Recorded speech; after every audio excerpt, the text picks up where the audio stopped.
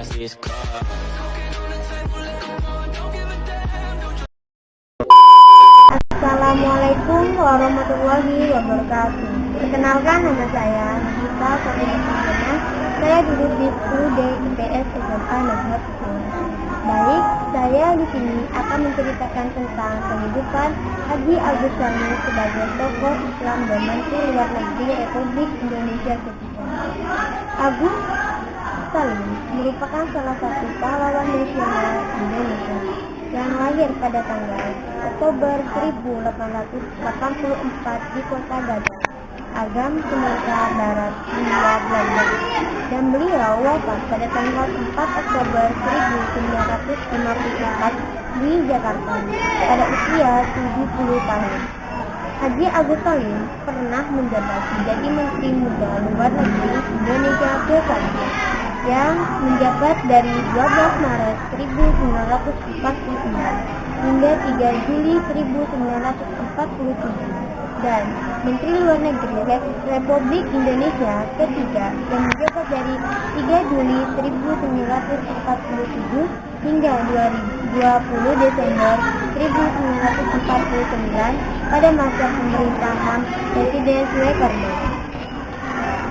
Dan nama ayahnya beliau Sultan Muhammad Salim, Ibu Siti Zainab, dan pasangan beliau Zainabul Jahar. A few inches later. Latar dan pendidikan Haji Agus Salim.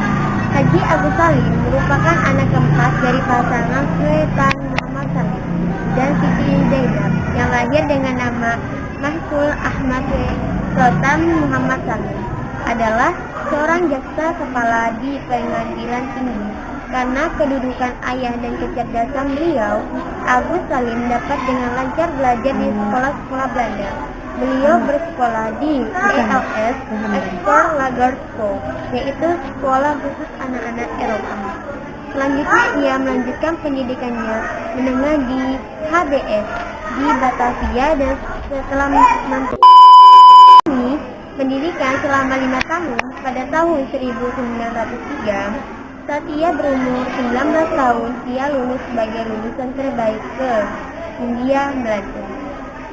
Setelah lulus, dia berharap pada mendapat selanjutnya pendidikan ke sekolah kedokteran di Belanda. Namun saat itu memohon beasiswa pada pemerintah untuk melanjutkan pendidikannya tersebut.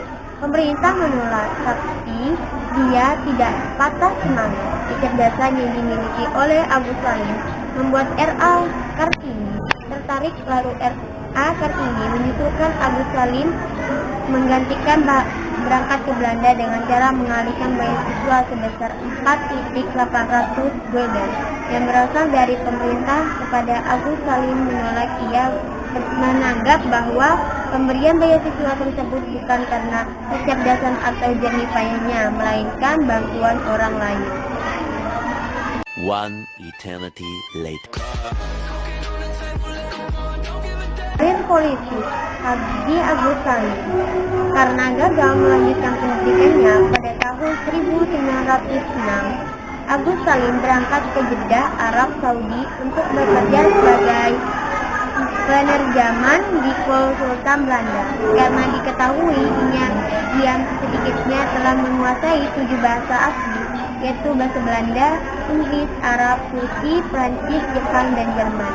Di Jeddah, ia memperdalami ilmu agama pada pamannya, yaitu Syekh Ahmad Khatib, yang juga imam Masjidil Haram, dan di sana juga ia mempelajari tentang diplomasi. Setelah kembali dari Jeddah, Agus Salim mendirikan sekolah di HIS dan kemudian ia juga masuk dalam pergerakan nasional. Sejak tahun 1915, Agus Salim terjun di dunia jurnalistik. Ia bekerja sebagai redaktur 2 di harian Nerterjan, lalu diangkat menjadi ketua redaksi. Selanjutnya ia menikah dengan Zainabul Nahar. Dari permintaan tersebut mereka dikaruniai 8 anak.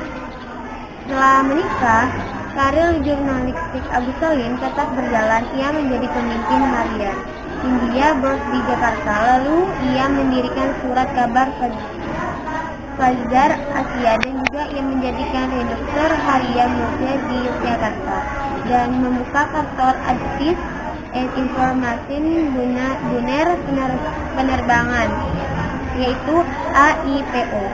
Bersamaan dengan itu, Agus Salim mewakili karirnya di bidang politik di S1 Syariat Islam bersama dengan HOS dan juga Abdul Muiz. Namun HOS Tokmonomoto dan Abdul Muiz yang pada saat itu sebagai wakil S1 keluar dari, kemudian Agus Salim menggantikan mereka di lembaga tersebut selama 4 tahun, dan dari tahun 1921 hingga 1924. Tetapi seperti pendahuluan, ia merasa bahwa perjuangan dari dalam tidak membawa manfaat dan akhirnya memutuskan keluar dari dan fokus pada sertifikat syariat Islam. Pada tahun 1923 mulai muncul perpecahan di S1. Semua mengharapkan bahwa S1 menjadi organisasi yang condong ke kiri, namun Agus Salim dan Romoto menolak. Akhirnya syariat Islam terbelah menjadi dua, namun membentuk syariat Islam rakyat dan berbentuk menjadi PKI, sedangkan Agus Salim dan Romoto tetap dengan syariat Islam.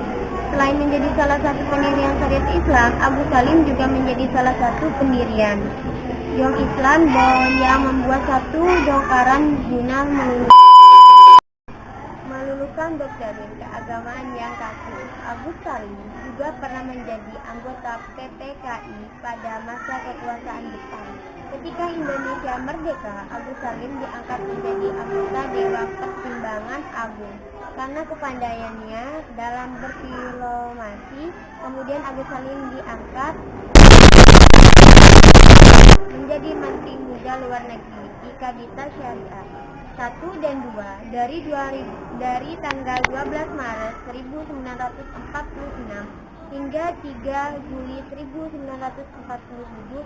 Lalu ia menjadi Menteri Luar Negeri di Kabinet Hatta dari 3 Juli 1947 hingga 20 Desember 1949.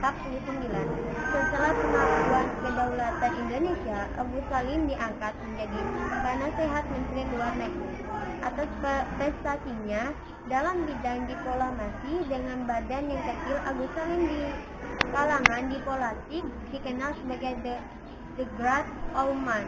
Wafatnya Haji Agus Salim. Agus Salim mengundurkan diri dari bumi politik lalu pada tahun 1953. Agus Salim mengarang buku-buku seperti Bagaimana Takdir, Tawakal, dan Tauhid harus dipahamkan. Pada tanggal 4 November 1954 di RSU Jakarta pada usia 70 tahun, Haji Agus Salim meninggal dunia dan dimakamkan di Taman Makam Pahlawan Kalibata, Jakarta. Untuk mengenang jasa, nama beliau diabaikan menjadi nama stadion sepak bola di Padang bernama Stadion Haji Agus Salim.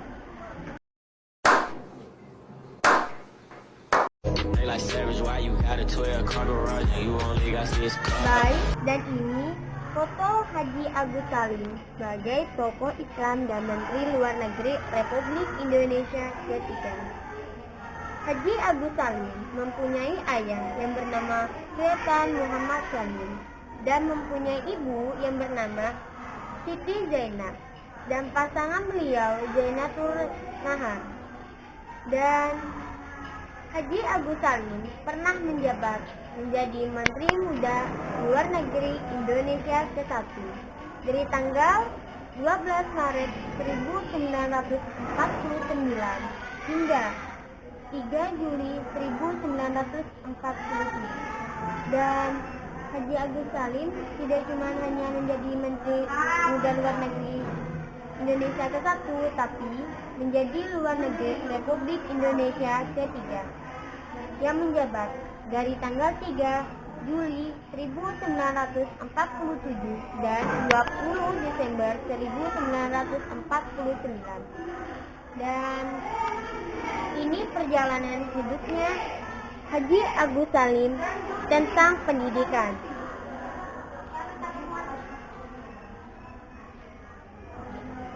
Oke, cukup sekian cerita tentang kehidupan Haji Agus Salim dari saya. Kurang lebihnya saya mohon maaf. Wassalamualaikum warahmatullahi wabarakatuh.